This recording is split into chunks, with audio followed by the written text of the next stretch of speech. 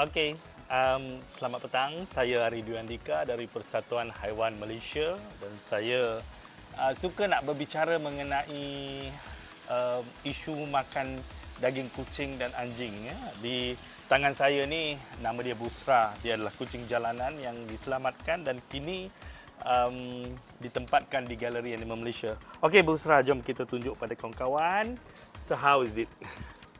Okey, sebenarnya isu ni berlarutan setiap tahun dan sememangnya wujud insiden atau kejadian segelintir masyarakat sama ada luar negara atau di dalam negara sendiri yang makan daging kucing dan anjing. Tapi apakan daya pada hari ini, jom let's go kita tengok. Okey, ini antara sangka yang kita tempatkan kucing jalanan. Alright, kita sedang masuk ke dalam sangka di inilah. Okay, come in. Alright, popularnya daging kucing, daging anjing dikatakan sedap, Tapi adakah ia satu kesalahan makan kucing dan anjing di negara ini? Nah, ini yang saya nak kupaskan pada tuan-tuan.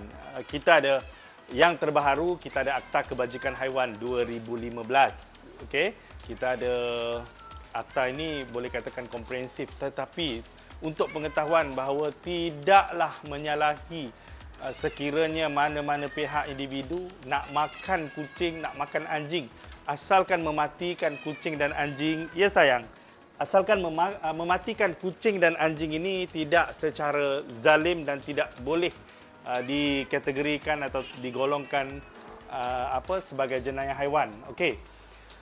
Tuan-tuan dan puan-puan, sebenarnya tidak ada apa-apa restriction, tidak ada apa-apa clause di dalam Akta Kebajikan Haiwan 2015, Akta Binatang sekalipun, ataupun Seksyen 428 Kanun Keseksaan meletakkan bahawa memakan kucing dan anjing itu satu jenayah. Inilah yang kita nak perjuangkan dan ini kita suarakan supaya kesemua akta-akta berkaitan haiwan-haiwan jalanan, haiwan-haiwan kesayangan Nabi ini dapat dipinda, dapat diperjelaskan, meletakkan nama kucing dan anjing.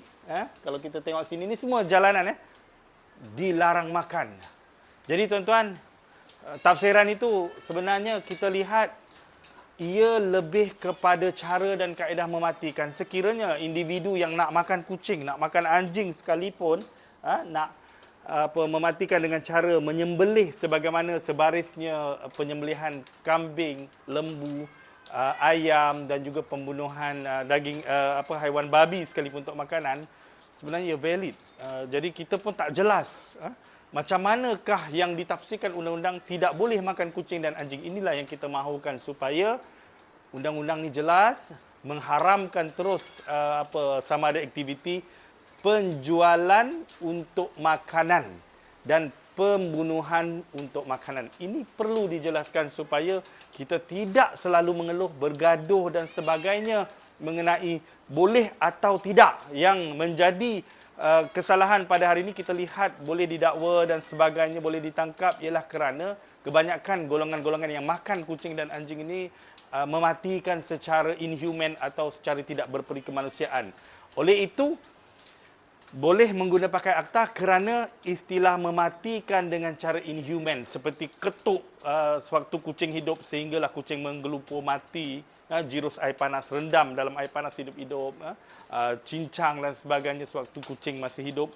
Kalau kita lihat, masalah ini tak pernah selesai tuan-tuan. Masalah ini tidak pernah ada tuntasnya dan saya kira inilah tiba masanya pihak berkuasa haiwan untuk serius menangani perbalahan masyarakat setiap kali ada isu kehilangan kucing-kucing jalanan, anjing jalanan yang dikaitkan dengan aktiviti pemakanan daging kucing dan anjing ini, maka seluruh rakyat Malaysia akan berkokok, akan bercakap dalam media sosial dan sebagainya. Tetapi sampai bila tuan-tuan? Sampai bila masalah ini perlu berlanjutan dan tidak ada penyelesaian? Selagi akta-akta berkaitan haiwan seperti Akta Kebajikan Haiwan 2015, Akta Binatang 1953 dan Seksyen 428 Kanun Keseksaan tidak dipinda untuk menjelaskan dengan terus secara langsung, dengan teliti dan menjelaskan dengan sejelas-jelasnya mengenai pengharaman makan kucing dan anjing walau bagaimana kaedah mematikan kedua-dua kategori haiwan ini. Saya merayu kepada pihak kerajaan sekalipun, pandang serius mengenai akta ini, pandanglah wajah anak-anak ini, adakah ia sesuai dijadikan makanan? Adakah ia sesuai dijadikan bahan sembelihan, bahan mematikannya untuk diisi ke dalam perut golongan-golongan yang memakan daging mereka. Renung-renungkan dan semoga usaha dan rayuan kita berjaya. Lihatlah bagaimana mereka.